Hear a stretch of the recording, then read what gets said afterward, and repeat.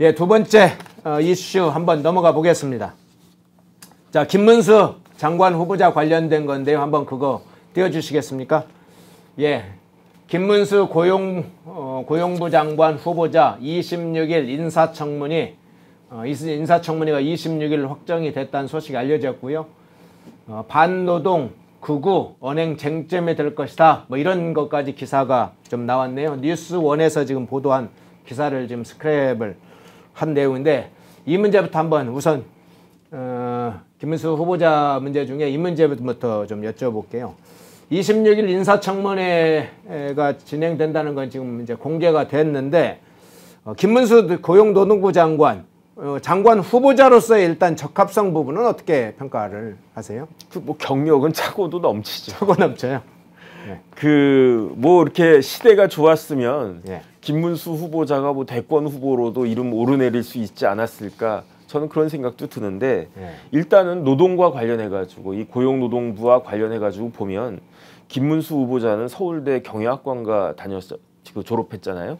그런데 학교 다닐 때부터 노동운동했던 분이잖아요. 그러니까 대학 다니면서 그냥 이렇게 학생 운동을 넘어서 가지고 노동운동을 갖다가 하셨던 분이고 그 다음에 국회의원도 삼선 의원이잖아요. 그 다음에 그때 보좌관 했던 분이 차명진 의원. 그러네요. 차명진 의원이 됐죠 나중에. 그 다음에 또 경기도지사도 2번 했잖아요. 그러면은 지금 당장 야당의 대권 후보가 누굽니까? 이재명 대표잖아요. 이재명 대표 커리어가 뭐 성남시장, 경기도지사 1번 이게 전부잖아요.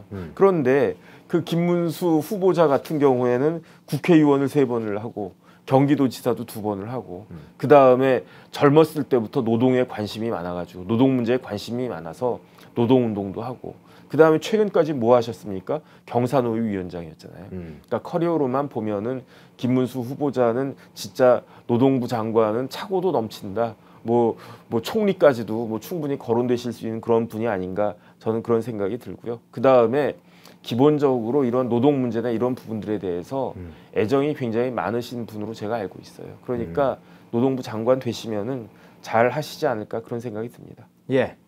자, 쟁점이 될 사항들 주로 좀 다뤄볼게요.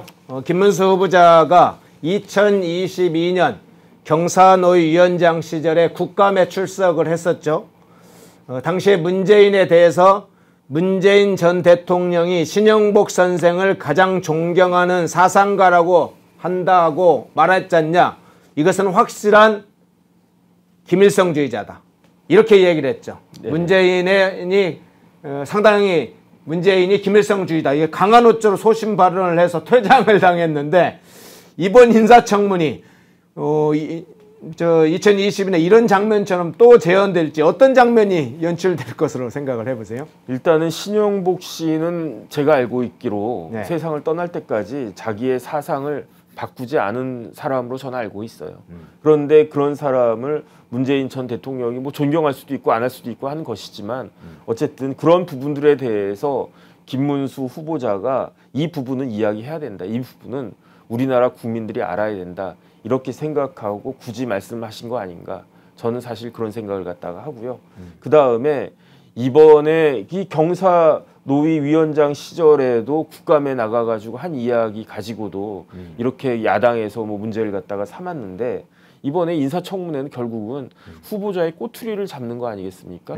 훨씬 더 그 다음에 2022년하고요. 2024년은 달라요. 왜 다르냐? 2022년은 그때도 아주 뭐 상당히 큰 그 여소야대였지만 2022년은 대통령의 권한이 굉장히 그 하늘을 갖다 찌를 때였고 그 다음에 저부터도 조금만 더 참으면 이제 이러한 여소야대 그 구도가 이런 그 21대 국회가 조금 이제 22대가 되면서 훨씬 더 개선될 것이다. 이렇게 생각을 하고 기대하지 않았겠습니까? 그런데 그 기대가 허물어진 2024년이 되었고 그 다음에 그러니까 야당은 진짜 어떻게 이럴 수 있을 정도인가 그런 정도까지 지금 가지 않았습니까? 그러니까 아마 요번에 단단히 벼르고 있을 거라는 그런 생각이 들고요. 뭐 별별 그러한 일들이 다 그냥 상상하지 못한 일들이 벌어질 것 같은데 여기 이제 지금 위원장이 누구죠? 누군지 모르겠는데 뭐 예컨대 정청래 같은 사람이 이제 위원장이었다 그러면 뭐 일어나 앉아 나가 들어와 뭐 이런 것까지 할 수 있지 않을까? 그 다음에 이번에 그 상임위원장이 누구신지 제가 잘 환노위 위원장 말씀하시는 네네. 거죠? 환노위 위원장은 아마 여당이겠죠. 여당일 것 같은데 네.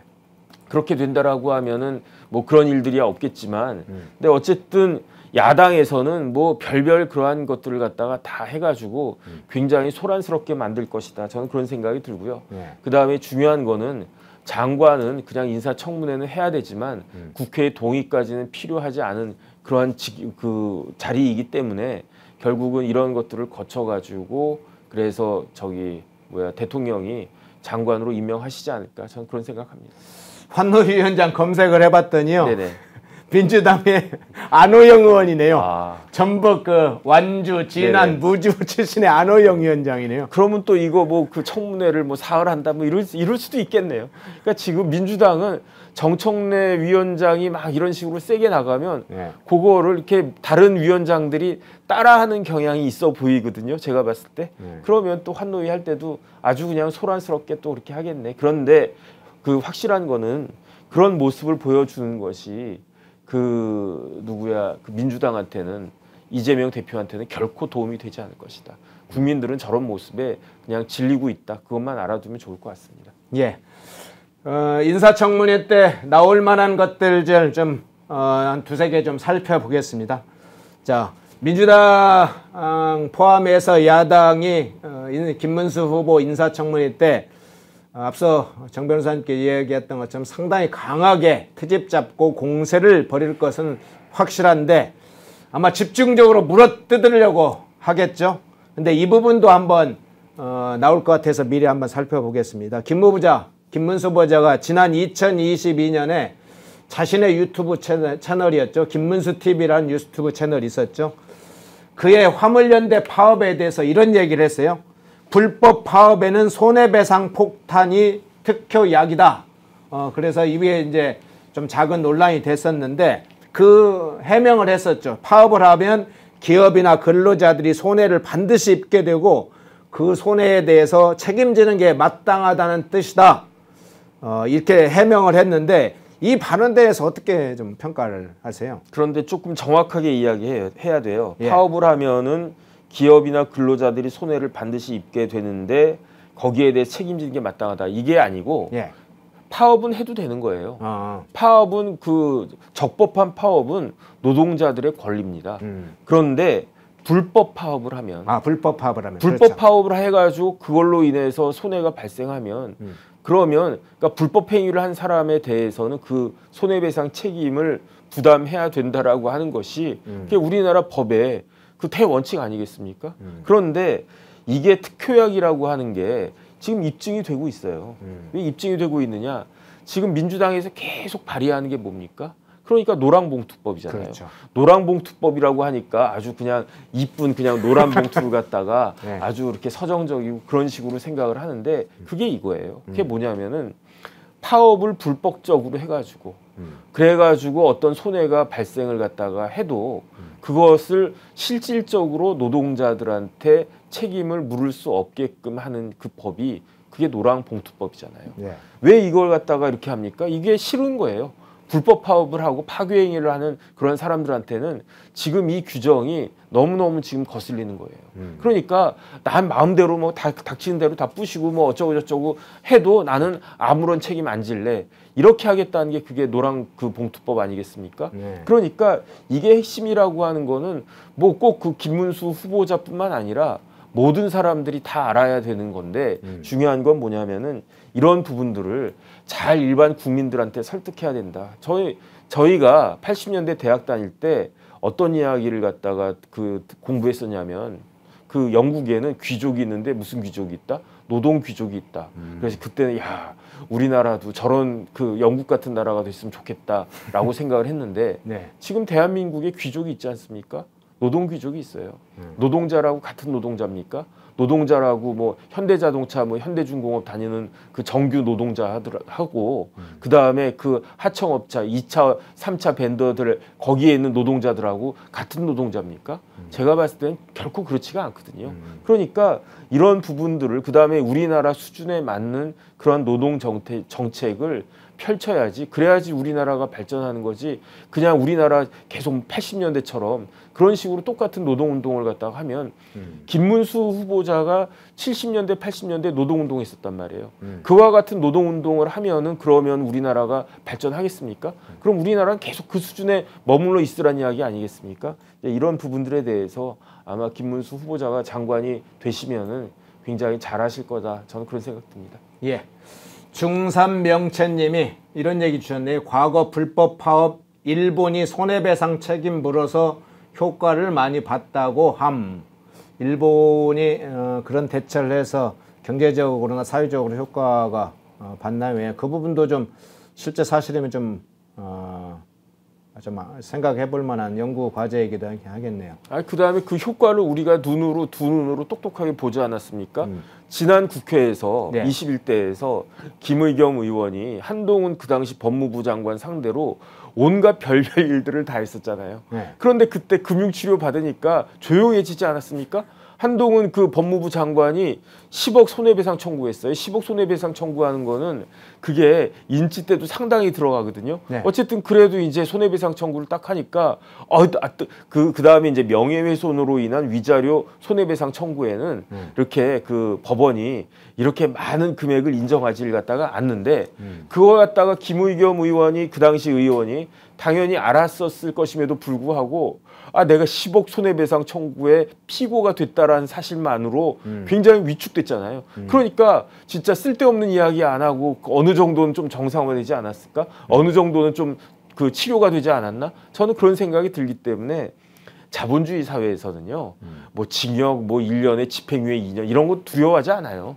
어차피 그냥 막 산다 이렇게 생각하는 사람들은 뭐 까짓 거 뭐 징역 1년 내가 깜빵 가면 모르겠는데 집행유예 뭐 붙어 있고 그러면 깜빵 안 가는 거잖아요. 그런데 뭘 더 두려워하느냐? 벌금보다도 손해배상. 손해배상은 1억도 될 수 있고 10억도 될 수 있고 몇십억도 될 수 있고 그렇단 말이죠. 그렇게 되면은 전 재산이 손배 청구로 날아갈 수 있는 그런 경우가 있기 때문에 그렇기 때문에 이런 부분들이 훨씬 더 효과적이다. 이거는 김문수 후보자뿐만 아니라 모든 사람들이 다 알고 있는 것이다. 일단 그런 생각이 들고요. 예. 그래서 이런 부분들이 좀 적극적으로 잘 진행이 됐으면 좋겠다는 생각이 듭니다. 예. 강성 대기업 노조를 기반으로 하고 있는 민노총이 또 어떤 입장을 밝혔는지 한번 살펴보겠습니다. 김문수 후보자에 대해서 반노동, 극우 인사 이렇게 강도 높게 비판을 했어요. 윤석열 정부의 노동개혁이 방향하고 민노총의 자신들이 주장한 노동개혁의 방향이 같을 수 없죠. 또 같질 않죠. 근본적으로 다르죠. 윤석열 정부는 노사법치주의 강화와 노동시장 이중구조 개선, 노동시간 개편, 노동약자 보호 뭐 이런 걸 주요 노동개혁과제로 삼고 있는데 민노총은 앞서 변호사님께서 얘기해 주신 것처럼 노란봉투법에서 드러나듯이 기존 노조, 현재의 대기업을 중심으로 한 기존 노조를 강화하는 데 주요한 방점을 자신들은 민노총은 두고 있습니다. 현재까지는 윤석열 정부의 노동개혁 방향과 민노총 간의 노동개혁, 어떤 자신들이 원하는 노동개혁 방향, 이게 타협점이 보이지 않는 상황인데, 어쨌든 김문수 후보자를 그런 이 노동개혁을 추진하는 주체가 될 것이다 하는 것 때문에 반노동 후보라 이렇게 이야기를 했어요. 반노동이다. 방향이 다르다 이런 건 알겠는데 반노동이다. 이렇게 공격하는 게 적절한 표현인가요? 타당성이 있나요? 글쎄요, 뭐가 구체적으로 반노동인지는 제가 잘 모르겠고요. 네. 그 다음에 우리나라가 굉장히 반노동적이다라고 하면 그 우리나라에 그 외국인 노동자들이 그렇게 들어오고 싶어 하겠습니까? 그러니까 제가 봤을 때는 지금 우리나라의 노동법은요, 세계적인 노동법이고요. 그 다음에 어떻게 보면 좀 그 도를 지나쳤던 것 같아요, 이제는. 그래서 이전에 전태일 열사가 뭐라고 그랬습니까? 근로기준법을 갖다 지켜라. 지금 네. 그거 다 지켜지고 있잖아요. 그렇죠. 그때 그렇게 이야기했던 모든 것들이 지금 지켜지는 나라인데 거기에서 한 발 더 나아가서 그 다음에 뭐든지 과하면은 그 문제가 되는 거 아니겠습니까? 이렇게 되면 옛날에는 뭐 이러이러한 걸 통해 가지고 뭐 노동자들의 착취에 의해 가지고 뭐 몇몇 그 자본가들이 뭐 배불렸다 그랬던 시절도 있었겠죠. 하지만 지금은 그런 시대는 지나지 않았습니까? 그렇기 때문에 그 다음에 뭐든지 제도가 정확해야 그 사회가 발전하는 건데 그냥 뭐 최저임금으로 인해 가지고 고통받는 사람들도 있어요. 네. 그러니까 최저임금으로 인해 가지고 고용이 이루어지지가 않고 제가 어디 그 어떤 식당에 갔더니 그 식당 사장님 거기가 고급 식당인데도 이 종이컵을 갖다가 내오더라고요. 그 물 마시는데 그래서 여기서 왜 이렇게 종이컵을 갖다 내놔요? 그랬더니 이게 사람을 쓸 수가 없대요. 너무 이제 인건비가 올라가가지고 그래서 일반 그냥 뭐 그 유리컵이나 이러면 이걸 갖다가 씻어야 되잖아요. 예. 씻어야 되는데 그 유리컵을 씻도록 하기 위해서 사람을 고용하는 게 너무 지금 부담이 돼가지고 어쩔 수 없다. 그래가지고 종이컵 쫙 사놓고 그냥 그걸로 이제 쓰고 버리고 이런 일이 지금 벌어지고 있는 거 아니겠습니까? 노동이 그러니까 뭐든지 유연해야 되는 거잖아요. 유연해야 되는데 뭐 반노동이다 이렇게 이야기한 사람들이 오히려 더 반노동적인 그런 생각을 가지고 있는 사람들이다. 도그마에 빠진 사람들이다. 저는 그렇게 생각합니다. 예. 자, 마지막 질문 이슈의 마지막 질문이 될 것 같은데 김문수 후보자 그러면 민주당 등 야당 공세가 굉장히 있을 때 이번 인사청문회에서 어떤 방식으로 자신이 생각하고 있는 것을 전달할지 어떤 걸 쟁점으로 부각시키는 게 맞다고 보는지 또 그 부분은 김문수는 어떻게 할 것 같은지 그 부분에 관해서는 어떻게 생각하세요? 뭐 잘 아시잖아요. 제가 봤을 때 김문수 후보자는 아주 당당하게 대처하실 것 같아요. 그러니까 지금 민주당 국회의원들이 뭐 청문회 한다라고 하면서 이것저것 뭐 이렇게 그 이야기를 할 텐데 거기에 대해서 결국 한 발도 물러서지 않고 네. 꼿꼿하게 본인의 소신을 잘 말씀하실 거다. 저는 그런 생각을 갖다가 합니다. 예. 한번 저희 기대해 볼 만하지 않을까 저는 그런 생각이 듭니다. 자, 기대가 가는 26일 김문수 장관 후보자 인사청문회를 좀 기대를 해보게 됩니다. 그 문제를 마지막으로 좀 얘기를 해주셨네요. 자, 이슈 세 번째 이슈 마지막 이슈가 되겠는데 이 문제 한번 좀 다뤄보겠습니다. 앞서 얘기했던 것처럼 자 띄워주시죠. 한동훈 대표하고 이재명 대표 간의 대표 여야 또는 양당 대표회담이 25일 날 개최되는 것으로 합의를 했죠. 원래 이제 한동훈 대표가 먼저 좀 제안을 했고 이재명 대표가 그러면 빠른 시간 안에 회담을 하자 이런 식으로 응답을 했습니다.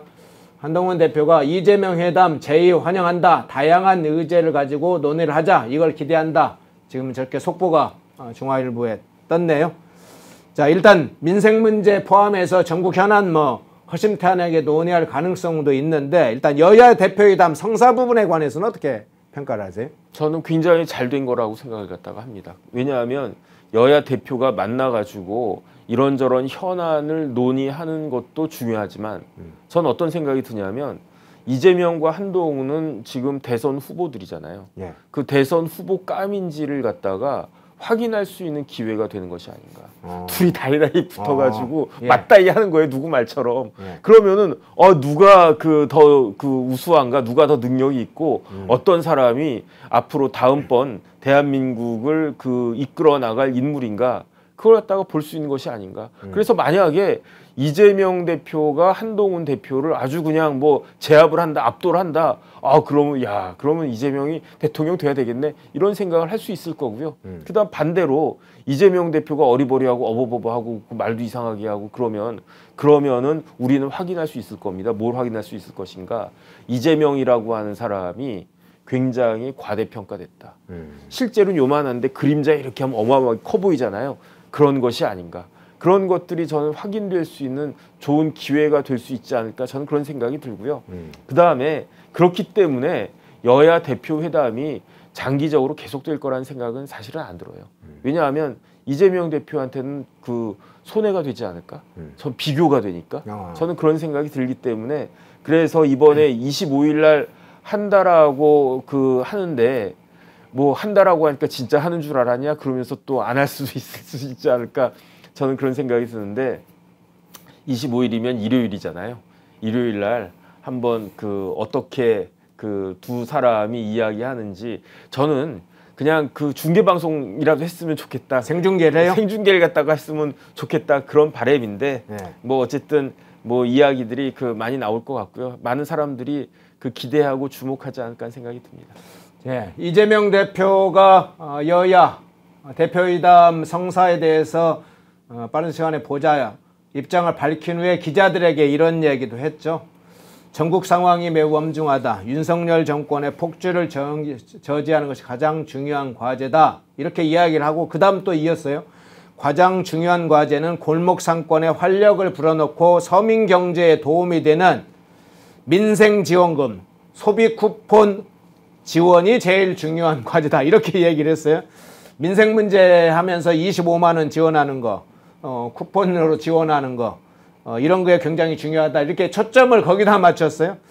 자, 가장 시급한 민생 문제가 뭘까요? 뭐 여러 가지 현안이 있을 것 같은데 물가 문제도 있을 거고 지금 AI 뭐 관련된 문제, 반도체, 과학기술 문제, 최근에는 금투세나 종부세, 상속세 이런 문제까지 세금 문제도 있고 약자 보호에 대한 지원 문제 이런 민생 문제가 많이 있을 텐데 25만 원 지원.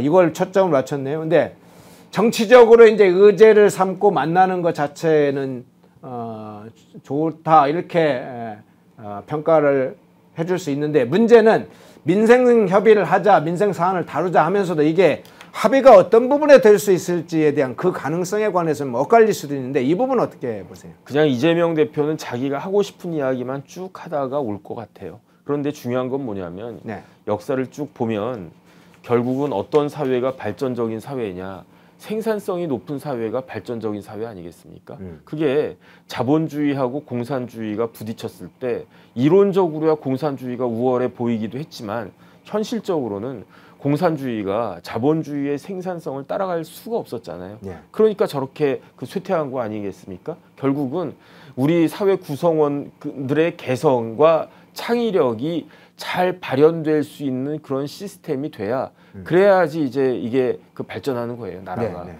저는 박정희 전 대통령 뭐 공도 있고 과도 있고 그렇다라고 생각을 하는데 가장 큰 공이 무엇일까? 저는 곰곰이 생각을 해보니까 박정희 전 대통령이 우리나라의 대한민국에 자본주의적인 그러한 마인드를 우리 국민들한테 심어준 거. 그 다음에 뭐 이런저런 뭐 100% 뭐 퍼펙트한 건 아니지만 어쨌든 열심히 일하면 그만큼 보상이 돌아가도록 한 거. 그런 시스템의 단초를 만들어준 게 굉장히 큰 거 아니었나. 이제 이 나이 들어보니까 그런 생각이 드는데 쉽게 말하면요. 모든 사람은 똑같아요. 다 자기 편하고 싶고 그냥 대접받고 싶고 그렇지 먼저 내가 나서서 뭐 그런 사람들도 있어요. 그런데 그런 분들이 몇 분이나 되겠습니까? 그러니까 어떤 사회가 돼야 되느냐면은 일한 만큼 보상이 주어지는 사회가 돼야 되는 거예요. 그 다음에 사회의 최저한도 굉장히 어려운 분들에 대해서는 그래도 대한민국에 사니까 이 정도 삶은 유지를 갖다가 우리 사회가 유지시켜 주는데 그것도 중요하지만 더 중요한 건 뭐냐면은 내가 일 열심히 하면은 거기에 따른 그에 비례하는 그런 보상이 주어지는 그런 사회가 좋은 사회 아니겠습니까? 제가 회사 몇 군데 다녀봤는데요. 그렇게 보상이 주어지는 회사가 실적이 굉장히 좋을 수밖에 없어요. 사실 그렇지 않습니까? 그런데 맨날 이런 부분들에 대해서 생각 안 하고 뭐 최저임금이나 이야기하고 뭐 그 다음에 노동 시간을 갖다가 아주 그냥 경직하게 딱 그 묶어놓고 그리고 나서 이제 그냥 계속 그 앵무새처럼 25만 원, 25만 원. 25만 원이 물론 작은 돈이 아니고 그게 4인 가구 이제 돈 100만 원이면 그것도 아주 요긴하게 쓰일 수 있는데 이게 현금으로 주는 것도 아니잖아요. 뭔가 있는 것 같은 느낌을 자꾸 주지 않습니까? 그렇죠. 뭐 코나아이 막 이런 이야기 지금 나오고 있지 않습니까? 네. 그 다음에 제일 중요한 거는 이재명 대표는 본인 입으로는 민생이 제일 중요하다라고 생각하지만 본인의 머리로는 무슨 생각하고 있겠습니까? 재판 결과. 그 생각만 하고 있을 거예요. 그런 와중에 지금 대표가 됐고 한동훈 대표도 대표가 됐고 이런 상황에서 한동훈 대표가 만나자고 하는데 만나지 않을 수 없는 그런 상황이 되니까 그러니까 만나기는 하는 것 같은데 그런데 결국은 정신은 다 딴 데가 있을 수밖에 없다. 저는 그런 생각이 들고요. 이제 드디어 9월이 옵니다. 9월이 오면 9월에 무슨 일이 벌어집니까?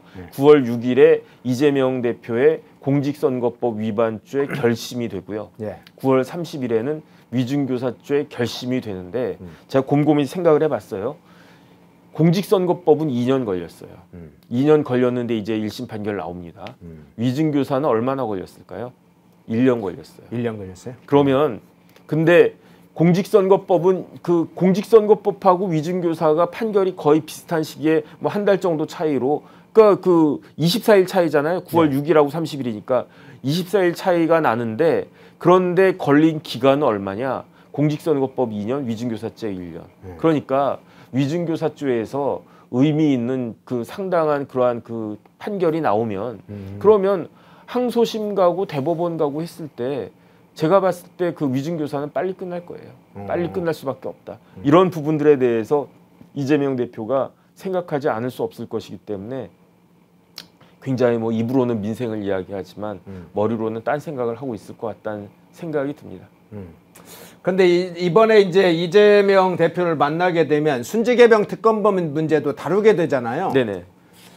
그간에는 제3자 추천에 대해서 민주당이나 야당이 그러니까는 부정적인 입장을 표하고 아예 이제 이 협의를 안 하는 상황이었고 무슨 소리냐 더 강화된 법안을 내놓고 그랬지 않습니까? 네네. 근데 최근에 이제 박찬대 원내대표가 제3자 방식도 그런 방식도 수용할 수 있다 이런 걸 냈는데 이재명 대표가 전격적으로 이 방식을 제한할 가능성에 대해서는 어떻게 보세요? 저는 좀 이상하다고 생각하는 게 만약에 그 순직해병 특검법이 꼭 필요하다라고 생각하면 그 다음에 그것이 그 반드시 있어야 된다라고 생각하면 제가 민주당이라고 하면요 한동훈식의 특검법을 민주당에서 발의하도록 하겠어요.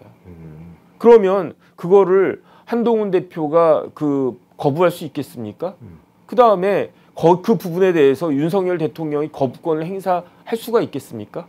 만약에 거부권을 행사한다고 하더라도 그러면 국민의힘 국회의원들이 그 8명만 이렇게 넘어가게 되면 그러면 그 재의결이 그 통과가 될 수도 있단 말이죠. 네.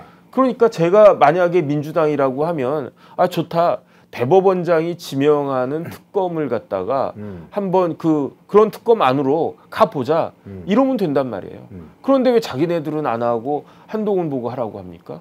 저는 그 부분이 이해가 되지가 않고요. 왜냐하면 국민의힘 상황에서 한동훈 대표가 아무리 대표라고 하더라도 이런 법안을 손쉽게 그냥 발의할 수는 없는 거 아니겠습니까? 그런데 민주당에서 발의를 하면 여기에 대해서는 반대할 명분이 없다고요. 그렇게 외통수 같은 상황이 되어져 있는데 왜 안 하느냐. 제가 봤을 때는 민주당도 순직해병 특검법이 발의가 되는 것이 싫은 거예요. 그러니까 자기들이 원하는 자기 입맛에 맞는 그런 사람을 특검으로 임명해가지고 그야말로 이재명 대표 말대로 없는 죄도 있는 것으로 만들 수 있는 그런 사람이 특검이 되지 않는 이상 지금 순직해병 특검법은 민주당에서 전혀 그 원하고 있는 것이 아니다. 저는 그런 생각이 듭니다. 예. 우리 왕돈이님은 2억 5천 달라고 얘기를 하셨고 김동수님은 찌다. 난 25만 원 말고 2,500이 필요하단다. 얘기를 2,500 어디 쓰실 때가 있나 보군요. 25만 원 받고 더블 몇 번을 해야 저게 됩니까? 그러면 그 목표에 달하겠네요. 마지막 질문이 좀 될 것 같은데요. 이 여야 대표 회담 사실은 이제 이재명은 그간에 국민의힘 대표와의 회담 자체는 그간에 거부를 해왔지 않습니까? 네네. 근데 윤석열 대통령과의 그간의 양자회담만은 그간에 뭐 어쨌든 영수회담이라고 부르기도 하고 양자회담이 적합하다고 보는데 어쨌든 그 대통령과 만남에 주로 거기에 온 관심이 쏠렸고 지난번에 한번 영수회담을 했는데 이재명이 입장을 선회를 해서 한동훈 대표를 만난다고 했어요. 이게 양자회담 만나기 위한 일종의 하나의 수순이다. 이런 평가도 일부가 있습니다. 이 부분에 관해서는 어떻게 해석을 하시나요? 뭐 그럴 수도 있겠죠. 하지만 격으로만 따지면 야당 대표가 그 야당 대표에 맞는 사람은 누구겠습니까? 대통령입니까? 아니거든요. 야당 대표의 카운터파트는 누가 뭐라고 해도 여당 대표인 것이니까. 그러니까 명분이 없는 거예요. 지난번 같은 경우에는 뭐 선거 직후에 막 그 국민의힘이 참패하고 뭐 그랬기 때문에 뭐 비대위원장도 그때 없었을 때 만났던 거죠. 뭐 그러니까 그런 상황에서는 대통령하고 한번 만난다 이거는 이해가 되는데 네. 그런데 지금은 엄연히 여당 대표가 있고 그다음에 본인의 신분은 야당 대표인 거니까 그러니까 여당 대표와 야당 대표가 만나가지고 회담을 하는 게 그게 우선적인 1차적인 그 스텝이 되는 거고요. 네. 그리고 난 다음에 대통령과 여당 대표, 야당 대표 뭐 3자가 세 분이 같이 모여가지고 뭐 회담하는 것도 괜찮을 것 같고 그 다음에는 대통령실의 판단에 따라서 대통령과 윤석열 대통령과 이재명 대표 사이에 다시 뭐 회담이 있을 수도 있지 않을까 저는 그런 생각이 듭니다. 예, 오늘 정혁진 변호사님 모시고 임종석 오늘 소환조사 받는 것으로부터 양자 여야 대표회담 문제까지 다뤄봤습니다. 정혁진 변호사님이었습니다. 네, 감사합니다. 고맙습니다. 모두가 숨죽이고 침묵하던 시절 펜앤마이크는 앞장서 자유와 민주를 외쳤습니다. 자유파 정권 탄생을 위해 싸웠습니다. 2024년에도 펜앤마이크는 쉼없이 달려갑니다. 민주주의 체제수호의 선봉이 되겠습니다. 왜곡된 대한민국 역사를 바로 세우겠습니다. 2024년에도 펜앤마이크를 응원해 주십시오.